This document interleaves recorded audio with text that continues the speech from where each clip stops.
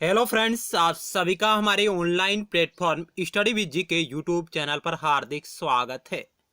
तो आज की हमारी चर्चा का विषय रहेगा पब्लिक एडमिनिस्ट्रेशन यानी लोक प्रशासन। विषय के अंतर्गत आज हम बात कर रहे हैं मानव संबंध विचारधारा और मानव संबंध सिद्धांत जो एल्टन मेयो के द्वारा प्रतिपादित किए गए, इनके ऊपर हमारा लेक्चर रहेगा, जिसमें हम आगामी प्रतियोगी परीक्षाओं को एक दृष्टि में रखते हुए महत्वपूर्ण की पॉइंट और महत्वपूर्ण फैक्ट और महत्वपूर्ण क्या सवाल इनसे उभर कर सामने आ सकते हैं, उनके बारे में हमारी चर्चा रहेगी। टू द पॉइंट, आइए शुरुआत करते हैं। इससे पहले हमने वैज्ञानिक प्रबंध विचारधारा, संगठन की वैज्ञानिक प्रबंध विचारधारा जो एक प्रकार की शास्त्रीय विचारधारा थी, उसके बारे में हमने चर्चा कर चुके हैं। साथ ही महत्वपूर्ण प्रश्नों के बारे में हमने चर्चा की थी। यदि आपने उस वीडियो सीरीज को नहीं देखा तो आप उसे जरूर देखिएगा, जिसका लिंक इसी वीडियो सीरीज के नीचे डिस्क्रिप्शन बॉक्स में दिया गया है, या आप हमारे YouTube channel study with GK की प्लेलिस्ट पर विजिट कर सकते हैं, जहां आपको पब्लिक एडमिनिस्ट्रेशन नाम की एक प्लेलिस्ट बनी हुई है। वहां आपको सभी महत्वपूर्ण वीडियो सीरीज उपलब्ध है, वहां आपको मिल जाएगी। तो आइए शुरुआत करते हैं बिना किसी देरी के। मानव संबंध विचारधारा, जिसके प्रतिपादक एल्टन मेयो है। एल्टन मेयो को मानव संबंध विचारधारा का जनक भी कहा जाता है, फादर भी कहा जाता है। अब हम बात करें कि मानव संबंध विचारधारा की उत्पत्ति क्यों हुई और क्यों इसका प्रवेश हुआ इस दुनिया में। क्योंकि जब शास्त्रीय विचारधारा, जिसके अंतर्गत वैज्ञानिक प्रबंध विचारधारा थी, जिसने संगठन में उद्योग जो संगठन थे, जो कारखाने थे, उसमें मानवीय जो संबंध थी, मानव के जो तत्व थे, जो अनौपचारिक जो संबंध थे, उनको उन्होंने अनदेखा कर दिया था। मित्रों, जो वैज्ञानिक प्रबंध विचारधारा आई, एफ.डब्ल्यू. टेलर की वैज्ञानिक प्रबंध विचारधारा, जिसने मानवीय संबंधों को इनकी उपेक्षा कर दी थी। वैज्ञानिक प्रबंध विचारधारा ने केवल औपचारिक संबंधों पर बल दिया। जो संगठन के नियम थे, जो कानून थे, जो कार्य थे, जो उत्पादन था, केवल उसके ऊपर उसका ध्यान रहता। और मानव का जो व्यवहारिक पक्ष है, उसकी उन्होंने अनदेखी कर दी थी। इसी की प्रतिक्रिया के स्वरूप एल्टन मेयो, जो हार्वर्ड यूनिवर्सिटी के ग्रेजुएट विचारधारा ऑफ बिजनेस एंड एडमिनिस्ट्रेशन में इंडस्ट्रियल रिसर्च के प्रोफेसर थे। एल्टन मेयो कौन थे तत्कालीन समय में? तो आप कह सकते हैं कि हार्वर्ड यूनिवर्सिटी के ग्रेजुएट विचारधारा ऑफ बिजनेस एडमिनिस्ट्रेशन में इंडस्ट्रियल रिसर्च के प्रोफेसर थे। इन्होंने कई शोध किए और उन अपने शोध के माध्यम से इन्होंने इस मानव संबंध विचारधारा का प्रतिपादन किया। जो शोध है उनके हार्थोन प्रयोग पर आधारित है, यानी इनके जो भी शोध है वो हार्थोन प्रयोग पर आधारित है। उनके बारे में हम आगे चर्चा करेंगे विशेष रूप से। तो आइए शुरुआत करते हैं।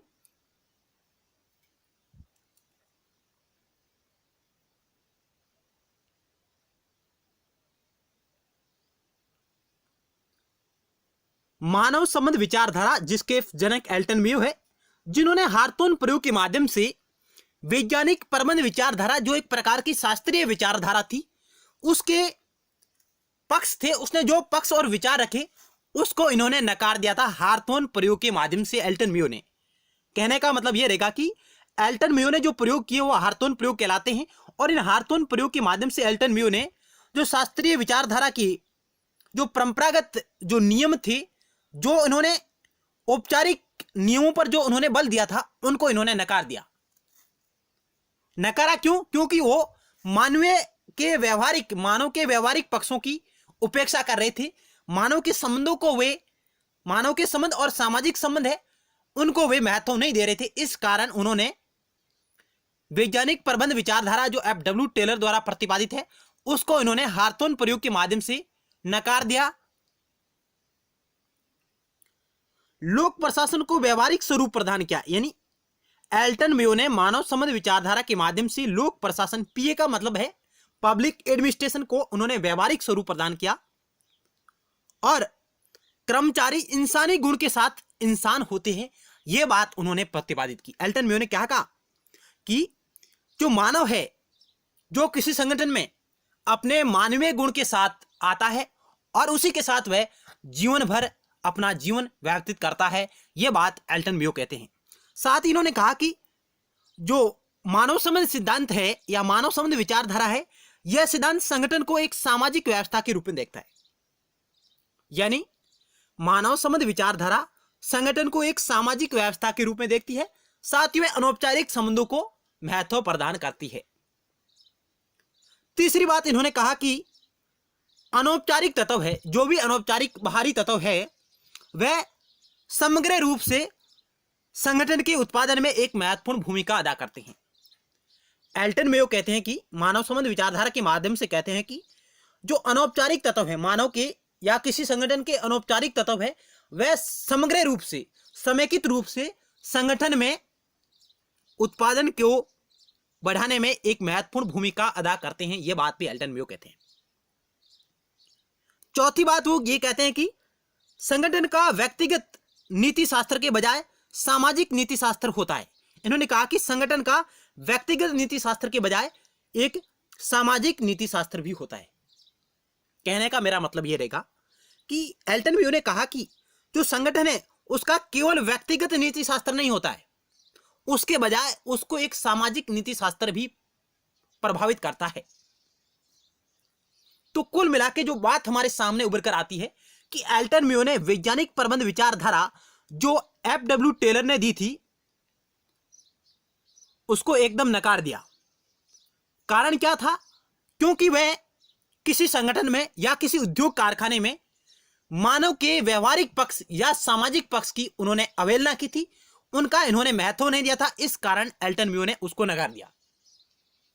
अब आगे हम बात करते हैं टू द पॉइंट। तो पीए को व्यवहारिक स्वरूप प्रदान किया मानव संबंध विचारधारा ने, क्योंकि इससे पूर्व शास्त्रीय विचारधारा जिसमें वैज्ञानिक प्रबंध विचारधारा मुख्य रूप से है, संगठन में मानवीय व्यवहार को अनदेखा कर दिया था। इस कारण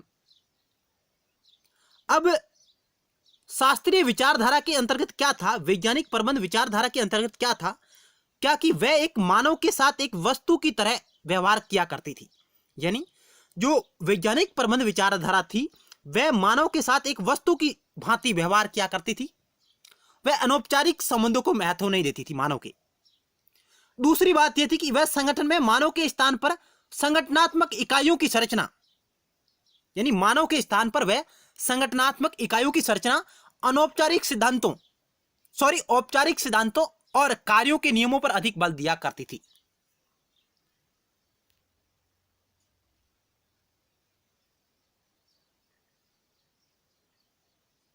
संगठन में मानव के स्थान पर संगठनात्मक इकाइयां, इन्होंने जो कार्यात्मक जो फॉर्मेनसिम की जो अवधारणा प्रतिपादित की थी एफ.डब्ल्यू. टेलर ने, कहा कि एक कर्मचारी को 8 पर्यवेक्षकों के द्वारा पर्यवेक्षित किया जाना चाहिए।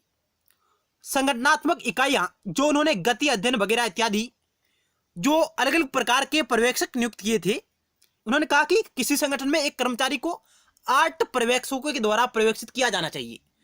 तो उन्होंने इस पर बल दिया, उसकी संरचना पर उन्होंने बल दिया, औपचारिक सिद्धांतों पर उन्होंने बल दिया। औपचारिक सिद्धांतों की व्यवस्था की शास्त्रीय विचारधारा ने, वैज्ञानिक प्रबंध विचारधारा थी, उसने कार्यों के नियमों पर अधिक बल दिया और सिद्धांतों के निर्माण पर उन्होंने बल दिया था। और उन्होंने मानव के जो व्यवहारिक पक्ष है उसकी उन्होंने अनदेखा कर दिया था, उसकी उपेक्षा कर दी थी। तो ये उसके लिए कुछ उत्तरदायी कारण है। यानी मानव संबंध विचारधारा के उदय के लिए उत्तरदायी कारण क्या है? तो ये कारण है। नेक्स्ट कारण क्या है? नेक्स्ट आपका कारण रहेगा उत्पादन को किस प्रकार अधिक से अधिक बढ़ाया जाए, इस पर विशेष ध्यान दिया। जो शास्त्रीय विचारधारा थी, वैज्ञानिक प्रबंध विचारधारा थी एफ.डब्ल्यू. टेलर द्वारा प्रतिपादित, उसने कहा कि संगठन या कारखाने में ज्यादा से ज्यादा उत्पादन बढ़ाया जाए।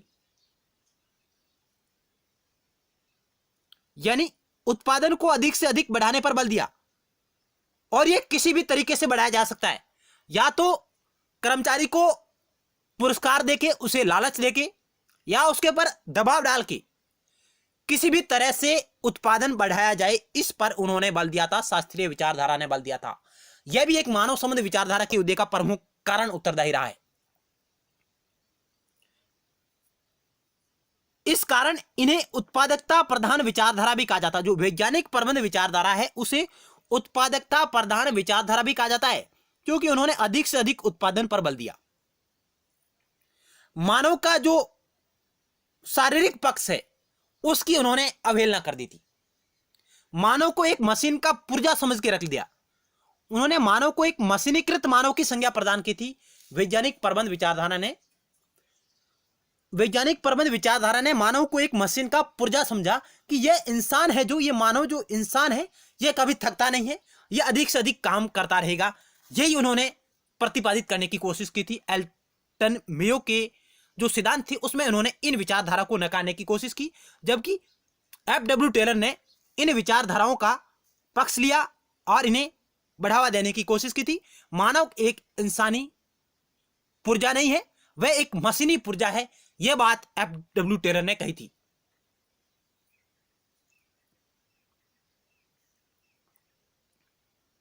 अब नेक्स्ट पॉइंट क्या कह रहा है कि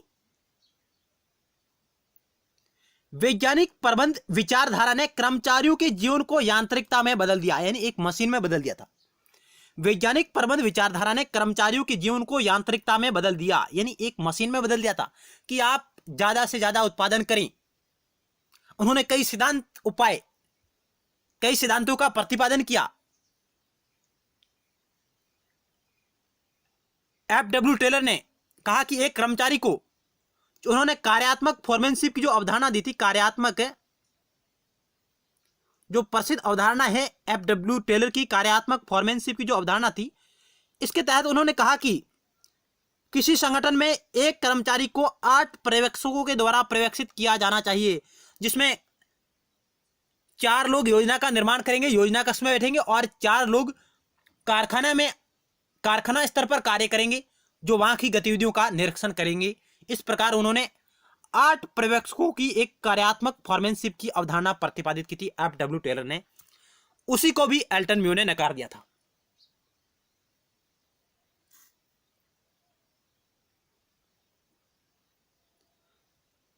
वैज्ञानिक प्रबंध विचारधारा ने कर्मचारियों के जीवन को यांत्रिकता में बदल दिया, मशीन में बदल दिया, और उसने मशीन का एक पुर्जा समझा।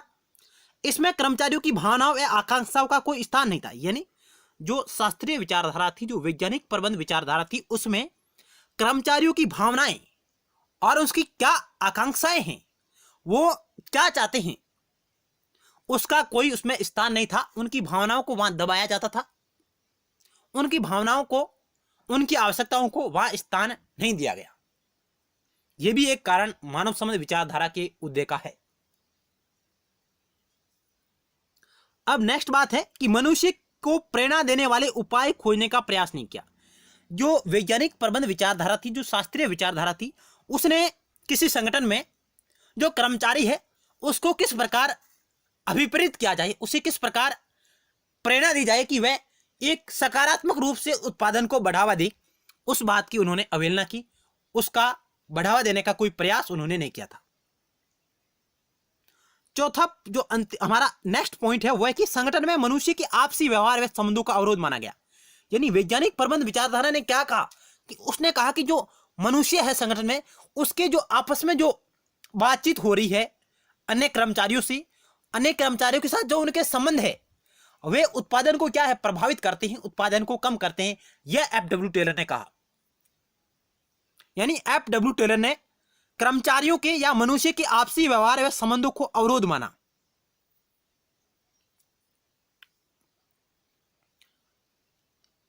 इन सभी कारणों व वैज्ञानिक प्रबंध विचारधारा की प्रतिक्रिया स्वरूप मानव संबंध विचारधारा का उदय हुआ। यानी ये सभी जो कारण थे, इन सभी कारणों व वैज्ञानिक प्रबंध विचारधारा की प्रतिक्रिया स्वरूप मानव संबंध विचारधारा का उदय होता है। मित्रों, अब जैसे ही मानव संबंध विचारधारा का उदय हुआ तो इसने क्या किया कि इसने मानव को अपने अध्ययन का केंद्र बिंदु माना। मानव संबंध विचारधारा मानव को अध्ययन का केंद्र बिंदु मानती है, न कि निर्जीव यंत्रों को, मशीनों को, नए कार्यों को, नए संसाधनों को। जिस प्रकार वैज्ञानिक प्रबंध विचारधारा ने निर्जीव यंत्रों यानी मशीनों को, कार्यों को और सिद्धांतों को और संसाधनों को अपने अध्ययन का केंद्र बिंदु बनाया, उसकी जगह मानव संबंध विचारधारा ने मानव के व्यवहारिक पक्ष को अपने अध्ययन का केंद्र बिंदु बनाया। साथ ही मानव संबंध विचारधारा ने अंतर्वैयक्तिक व्यवहार का अध्ययन करने के लिए मनोविज्ञान, मानव शास्त्र, समाज शास्त्र जैसे व्यवहारिक विषयों के ज्ञान का उपयोग किया। यानी उन्होंने कहा कि मानव के व्यवहारिक पक्ष को किस प्रकार सुदृढ़ बनाया जाए, किस प्रकार मजबूती उसे प्रदान की जाए, उसके लिए उन्होंने मनोविज्ञान का भी सहारा लिया, समाज शास्त्र का भी सहारा लिया और मानव शास्त्र का भी सहारा लिया। और इन सभी प्रयासों के माध्यम से संगठन के श्रमिकों या कर्मचारियों के प्रति व्यवहार में सुधार और परिवर्तन लाने के प्रयास किए गए। इन सभी कार्यों के माध्यम से संगठन के जो श्रमिक है, जो कर्मचारी है, उनके व्यवहार में सुधार व परिवर्तन लाने के प्रयास किए गए। और यह विचारधारा कर्मचारियों को मानवीय गरिमा प्रदान करती है कि मानव की क्या आवश्यकता है, उसकी क्या आकांक्षाएं हैं और उसकी भविष्य में क्या इच्छाएं हैं, उनको इसने महत्वपूर्ण स्थान दिया था मानव संबंध विचारधारा ने।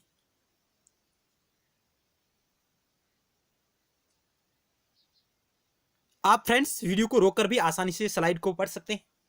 चलते हैं नेक्स्ट स्लाइड पर।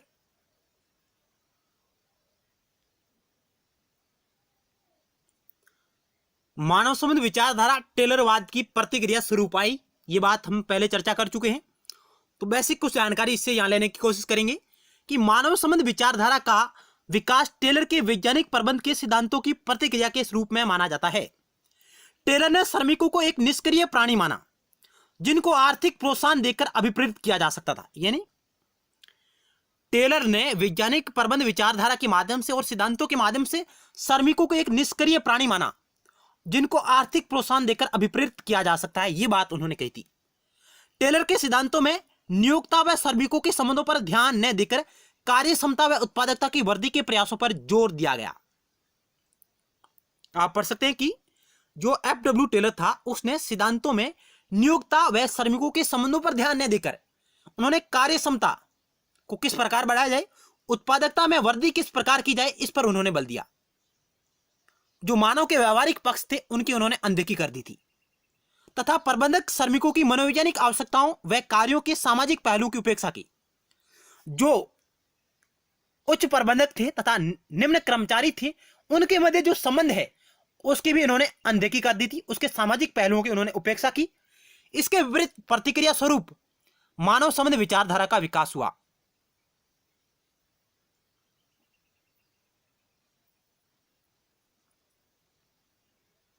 आप इस स्लाइड को वीडियो रोककर पढ़ सकते हैं। चलते हैं नेक्स्ट स्लाइड की ओर।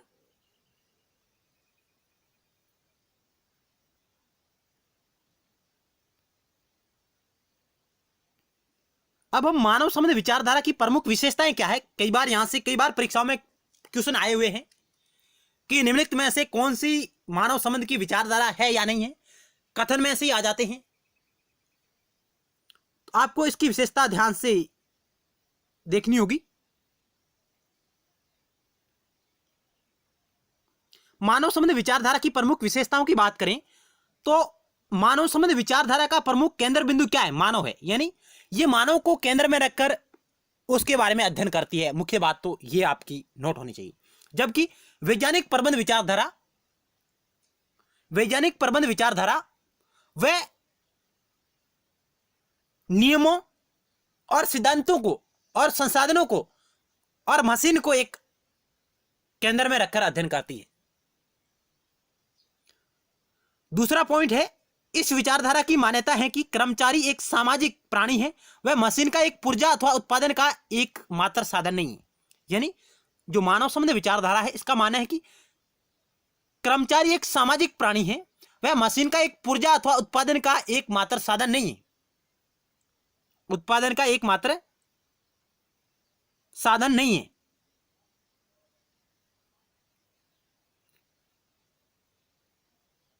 नेक्स्ट तीसरी विशेषता है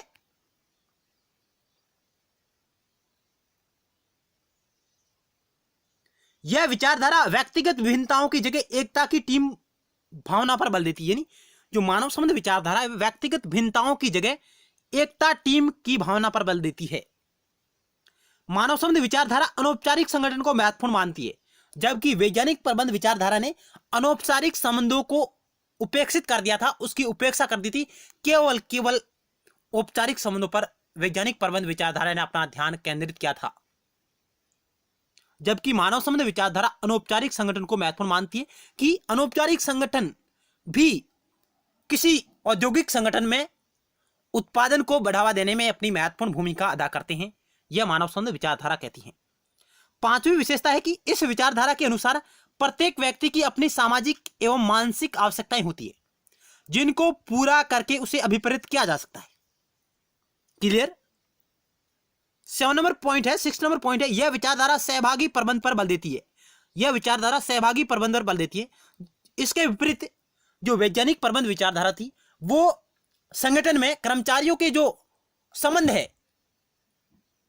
और उनके जो बातचीत के जो तरीके हैं उसको वह उत्पादन में अवरोध मानती थी, जबकि मानव संबंध विचारधारा कहती है कि उच्च स्तर पर जो प्रबंधक है और निम्न स्तर पर जो कर्मचारी है उनके मध्य संबंध है वो व्यवहारिक होने चाहिए, वो अनौपचारिक तत्वों पर आधारित होने चाहिए, वो सामाजिक संबंधों पर आधारित होने चाहिए, वे संबंध सकारात्मक रूप से अच्छे होने चाहिए। ये बात कहती है मानव संबंध विचारधारा, यानी सहभागी प्रबंध पर बल देती है। 7 नंबर पॉइंट है आपका ये रहा,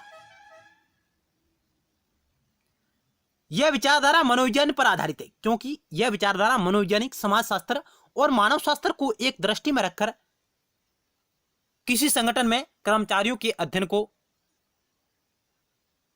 उनका अध्ययन करती है। मानव संबंध विचारधारा व्यक्ति को एक साथ मिलाकर दलीय भावना के साथ कार्य करने के लिए प्रेरित करती है। यानी मानव संबंध विचारधारा एक दलीय पद्धति के माध्यम से, एक दलीय भावना के माध्यम से, न कि अलग अलग, वो कहते हैं कि आप साथ मिलकर एक दूसरे के सहयोग करके कार्य करें, इस पर यह बल देती है।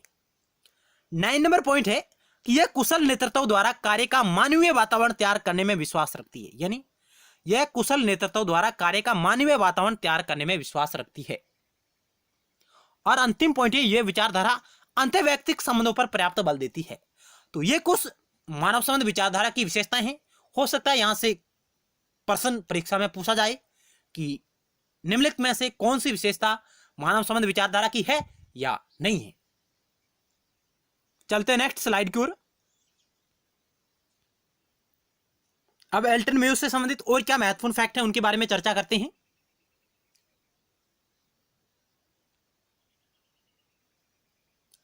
एल्टन मेयो के प्रयोग एल्टन मेयो और उनके सहयोगियों के अतिरिक्त अन्य वैज्ञानिकों जैसे मेरी पार्कर फोलेट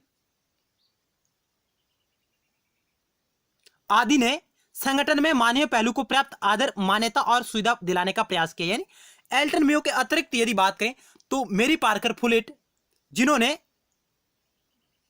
संगठन में मानवीय पहलू को भी मान्यता और सुविधा देने का प्रयास किया। एल्टन मेयो को मानव संबंध विचारधारा का जन्मदाता कहा जाता है। एल्टन मेयो ने अपने हार्थोन प्रयोग से प्रबंध की परंपरागत अवधारणा को तोड़ दिया, यानी उन्हें नकार दिया। तो हार्थोन प्रयोग एल्टन मेयो से संबंधित है मित्रों। यह प्रयोग है, हार्थोन प्रयोग है, यह आपके 1924 से 1932 तक चले हैं। 1924 से 1932 तक हार्थोन प्रयोग चले हैं, यह भी आप ध्यान रखिएगा। उन्होंने पहली बार मानव दृष्टिकोण से औद्योगिक श्रमिकों की समस्याओं को समझने का प्रयास किया। यानी एल्टन मेयो ने पहली बार मानव दृष्टिकोण के माध्यम से औद्योगिक श्रमिकों की समस्याओं को समझने का प्रयास किया था। इन्हीं प्रयोगों के पश्चात औद्योगिक संगठन में मानव तत्वों को महत्व दिया जाने लगा। यानी एल्टन मेयो ने शुरुआत की थी और उसी के बाद ही औद्योगिक संगठन में मानवीय तत्वों को महत्व दिया जाने लगा। इससे पहले मानवीय तत्वों की उपेक्षा की गई थी। तो आप यहां फैक्ट नोट कर सकते हैं कि हार्थोन प्रयोग है जो 1924 से 1932 तक चले हैं मित्रों, और यह एल्टन मेयो के द्वारा किए गए हैं। और एल्टन मेयो कौन थे? तो एल्टन मेयो हार्वर्ड यूनिवर्सिटी के ग्रेजुएट विचारधारा के बिजनेस एडमिनिस्ट्रेशन में इंडस्ट्रियल रिसर्च के प्रोफेसर थे। यानी साधारण शब्दों में आप नोट कर सकते हैं कि एल्टन मेयो हार्वर्ड यूनिवर्सिटी के ग्रेजुएट विचारधारा में एक प्रोफेसर पद पर कार्यरत थे। हार्वर्ड यूनिवर्सिटी के ग्रेजुएट विचारधारा में इंडस्ट्रियल रिसर्च के प्रोफेसर थे। उन्होंने कई शोध किए जो हार्थोन शोध कहलाते हैं। हार्थोन शोध की एक श्रृंखला रही है, उसमें उन्होंने अलग अलग प्रकार के शोध किए, उनके बारे में हम नेक्स्ट बात करेंगे।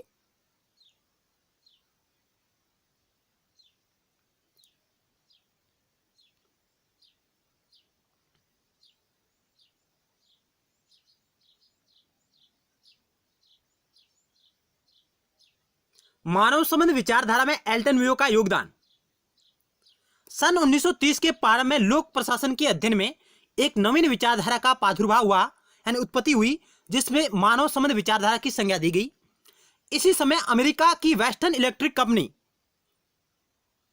जो शिकागो में है, वर्तमान में अमेरिका के शिकागो शहर में, अमेरिका के यूएसए के शिकागो शहर में वेस्टर्न इलेक्ट्रिक कंपनी में एक नया प्रयोग शुरू हुआ, जो हार्थोन प्रयोग के नाम से प्रसिद्ध हुआ।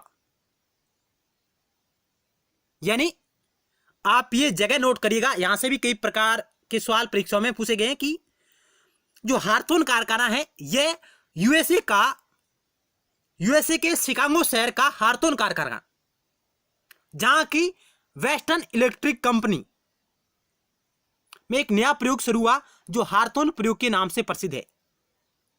तो वेस्टर्न इलेक्ट्रिक कंपनी कहां है? तो ये आपकी है यूएसए के शिकागो शहर के हार्थोन कारखाना की एक कंपनी थी। हार्थोन एक जगह भी है और हार्थोन एक कारखाना भी है, वहां की ये कंपनी है वेस्टर्न इलेक्ट्रिक कंपनी। इसमें वो प्रयोग कर रहे थे, कौन? Elton Mayo.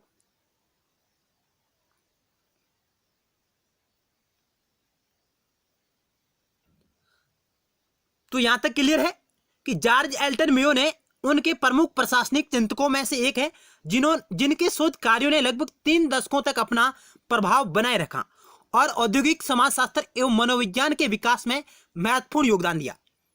मेयो को मानव संबंधी विचारधारा में महत्वपूर्ण योगदान दिया, क्योंकि मेयो व उनके साथियों द्वारा किए गए हार्थोन प्रयोग को मानव संबंध विचारधारा की आधारशिला माना जाता है।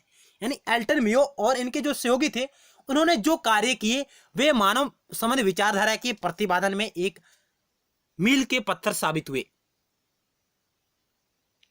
आप यहां कुछ महत्वपूर्ण की पॉइंट नोट कर सकते हैं कि एल्टन मेयो द्वारा जो प्रयोग किए गए वो कहां किए गए? तो वे अमेरिका के शिकागो शहर की वेस्टर्न इलेक्ट्रिक कंपनी में किए गए और वे हार्थोन प्रयोग के नाम से प्रसिद्ध हुए। नेक्स्ट स्लाइड पर चलते हैं।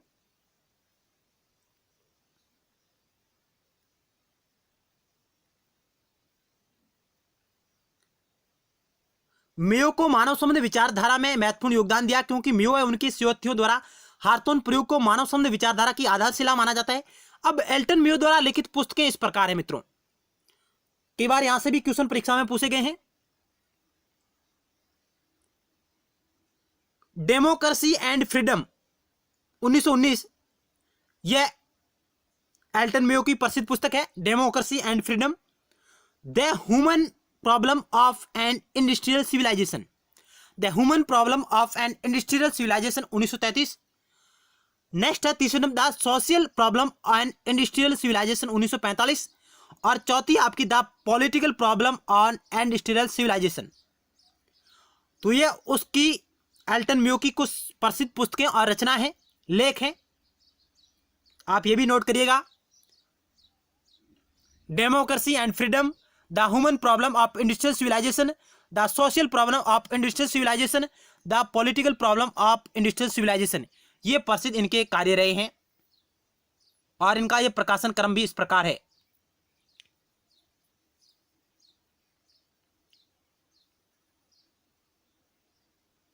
हार्थोन प्रयोग में मेयो को सहयोग देने वाले अनुसंधानकर्ताओं में एफ.जे. रॉथिसबर्गर, टी.एन. व्हाइटहेड, एफ.डब्ल्यू.जे. डिक्सन प्रमुख थे। यानी हार्थोन प्रयोग के दौरान जो प्रयोग हो रहे थे मानव संबंध विचारधारा पर, उसमें उनका सहयोगी कौन था? एल्टन मेयो का सहयोगी कौन था? तो आप कह सकते हैं एफ.जे. रॉथिसबर्गर, टी.एन. व्हाइटहेड, एफ.डब्ल्यू.जे. डिक्सन, ये प्रमुख सहयोगी थे। मेयो के प्रयोगों और उनके परिणामों को उनके सहयोगियों ने निम्न पुस्तकों में लिखा है। एफ.जे. रॉथिसबर्गर और एफ.डब्ल्यू.जे. डिक्सन की पुस्तक है मैनेजमेंट एंड वर्कर, 1939 में प्रकाशित होती है। एफ.जे. रॉथिसबर्गर और एफ.डब्ल्यू.जे. डिक्सन की पुस्तक है अन्य पुस्तक की बात करें जो एफजे राथल्सबर्गर की पुस्तक रही है, मैनेजमेंट एंड मोरल। नेक्स्ट है टी.एन. व्हाइटहेड की पुस्तक है the industrial worker leadership in free society. ये इनकी प्रसिद्ध पुस्तकें हैं, आप नोट कर सकते हैं। जो मेयो के सहयोगी रहे हैं, एल्टन मेयो के सहयोगी हैं, इनकी ये प्रसिद्ध पुस्तकें हैं। तो फ्रेंड्स, इस वीडियो सीरीज के अंतर्गत हमने मानव संबंध विचारधारा प्लस एल्टन मेयो पर आधारित, साथ ही कुछ वैज्ञानिक प्रबंध विचारधारा के मुख्य विषयों पर हमने चर्चा की, मुख्य की पॉइंट और फैक्ट के ऊपर हमने चर्चा की। आपको हमारा प्रयास किस प्रकार लगा? नेक्स्ट वीडियो सीरीज में हम मानव संबंध विचारधारा पर आधारित महत्वपूर्ण प्रश्नोत्तरी सीधे आपके समक्ष लेके आएंगे, एमसीक्यू, साथ ही महत्वपूर्ण फैक्ट के बारे में हमारी चर्चा रहेगी। मिलते हैं नेक्स्ट टाइम एक नए टॉपिक के साथ। धन्यवाद।